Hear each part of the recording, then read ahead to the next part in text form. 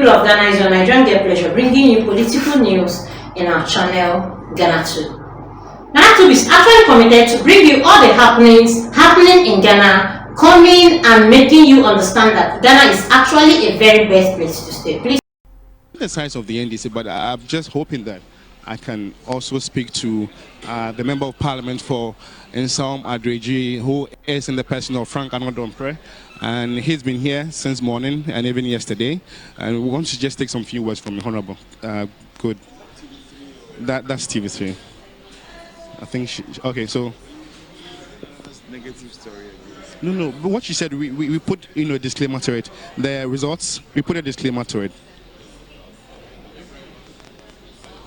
So we are live on TV3. When you speak some few words from him. Okay, she's like, okay. So yeah, Mr. Annor Dompreh is actually talking to another media house, but we'll surely engage him, pick some few words from him, and let's know his position on what is the current situation now. A court injunction has been placed on this very constituency, pardon me, and we're told that the court will be hearing this case on the 20th of Deputy General of the party. So I've just spoken to an Abisu who says, there's some sort of illegality with the recollation of these constituency results. What do you have to say to this? I don't know the law she's reading from. I don't know which law she's reading from. I hold here the CI 127.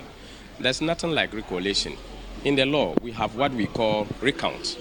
That's the only thing that is recognized in there. What we are doing here is not a recollation. Recollation means that it has been collated, signed, agents have assigned to it, the presiding officer or the returning officer has signed onto the document, then you are doing a recollation. The law doesn't know recollation. What about some constituencies which, the victors were declared, but we still have to come here to get it reconciled? Constituencies that were purported to have been declared, which was done under duress, that petitions were submitted by officers who were coerced to have done that.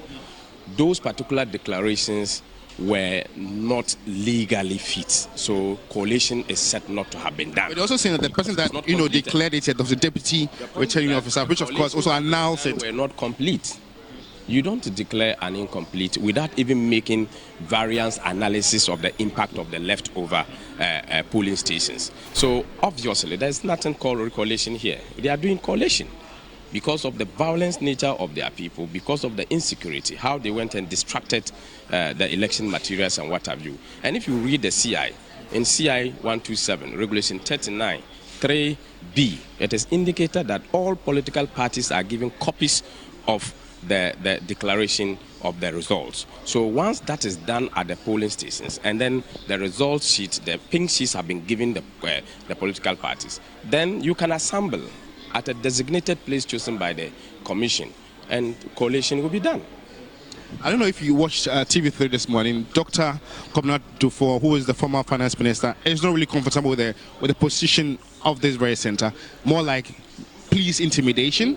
Why should we have to do that at the center? Who wants their comfort? Who wants that he should be comfortable? I standing here in 2012, Zabzugu collation was not done in Zabzugu constituency. What was it done, if you wanted to share with us? In the region. It was done at the region. But it should be done in the EC, maybe district office? The point is that there was violence activities in there. Okay? It has to be taken to level playing fields. So it went to Tamale. I was there. Alhaji Hudu Yaya was there. And our current MP, who was the candidate at that time, was there. The current DCE was the communication officer for Zabzugu. We were all there. We were intimidated, not even with police, military officers. But we went in.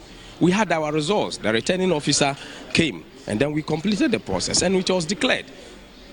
The deputy director of elections today, Dr. Rashid Computer, was the director of elections in Tamale, in Annor region at that time.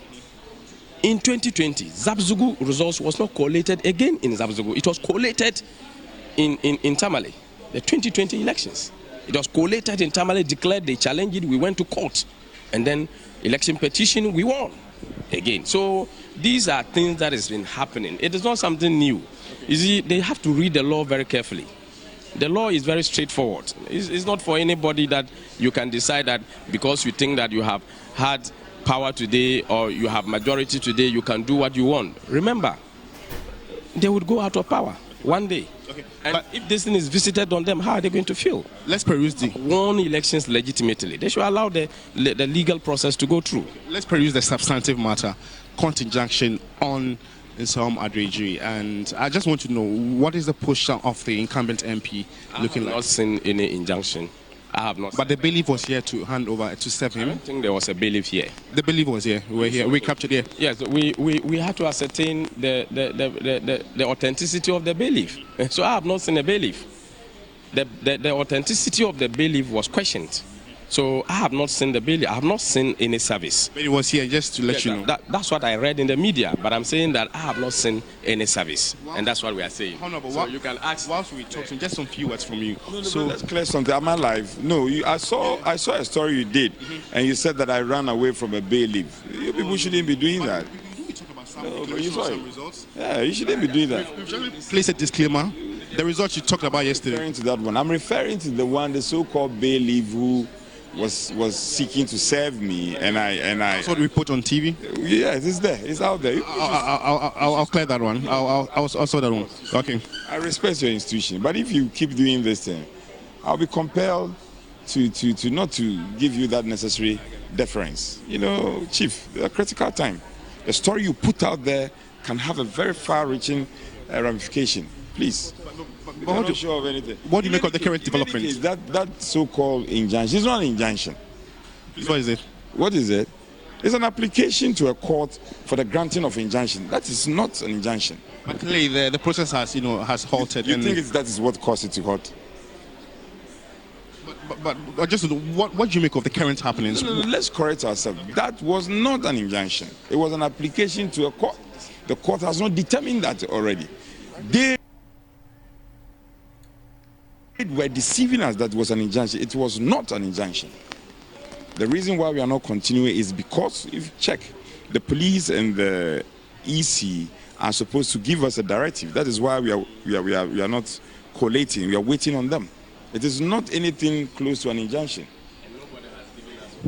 So hopefully, you hope that the results will be declared by the close of the We day. are confident that it should be done, unless, of course, they are coming to do their own thing again. Thank you so much, then. So we just heard from the incumbent MP for Nsawam Adreji, Frank Annor Dompreh, who says the fact that the process has been halted is not because of the intended injunction. There's more to that. It's the fact that the EC wants a clear headway to proceed with the whole exercise. And the other, constituencies I mentioned have also halted. And so this is the current development or happenings here at the Tesino Police Depot. So as and when we get new updates, we'll surely bring it up to you. We are your authoritative media house, Election Command Center. Keep watching TV3 for all post-election related updates. Good afternoon. Thank you, George. And George is at the Tesano Police Depot. And of course, that injunction has been served. However, the Deputy General Secretary for the MPP, Haruna Mohammed, says they need to ascertain whether the individual who came to serve them purportedly is a bailiff for real or not. And so, as far as they are concerned, they have not been served. As to whether that collation is still ongoing, well, we wait to see, especially because Annor Dompreh is still there. He's the incumbent MP for Nsawam Adreji, and he's hoping that he can retain the seat. But that has been under contention for a couple of days now. But that has not been announced. There are other constituencies, 3 of them, that have been announced. Akwetia, for example, has gone to lawyer Ernest Kumi, and he has a very interesting story, because I remember that before the 2016 election, Baba Jamal of the NDC held that seat. And then for some reason, a woman who was described as unlearned, uneducated to a large extent, they described her as a hairstylist, etc., the famous Amase, represented the NPP, and she won the seat. She reclaimed it from the NDC in 2016. And so there was a lot of jubilation, some shocks here and there, because I'm sure many people didn't expect that the, in quote, uneducated one could take the seat from Baba Jamal. In 2020, however, ahead of the elections, when the primary was held by the NPP, there was this assertion that now they need a learned person in court to go into parliament to represent Akwetia. So that's where lawyer Ernest Kumi came in. And there were concerns about how, I must say, there was some, conniving here and there to take her out. And so in 2020, they lost the seat to the NDC. But now it has been announced in favor of lawyer Ernest Kumi. Even that is under contestation. And then also yesterday, they announced for Fantiakwa North, and Kwame Apia Kodua was announced the winner. That's also one of the seats that the NDC is saying was not pronounced or announced according to CI 127, and so they have a problem with that. And then Suhum as well, the MPP retained the Suhum seat, but not with incumbents, because for Suhum as well, the incumbent MP decided to go independent after he lost the primary. So he was one of those 4 MPs in Parliament who underwent that whole declaration of seats not being in existence in Parliament, the whole whether it's the minority, there's majority. You remember that story. He came in as an independent, but he did not secure the seat. It went to Frank Asiedu-Bekoye. Everybody calls him Protozwa, by the way. But we're waiting for the others as well to be collated. And as for Nsawam Adredri, we're waiting to find out what the plan is. But let's come back to the studio. We'll discuss this issue concerning Nsawam Adredri in a bit. But let me go to Dr. Anaba, because he was just telling us about how in 2016, when the NPP won power, they kicked him out from his position as Director General.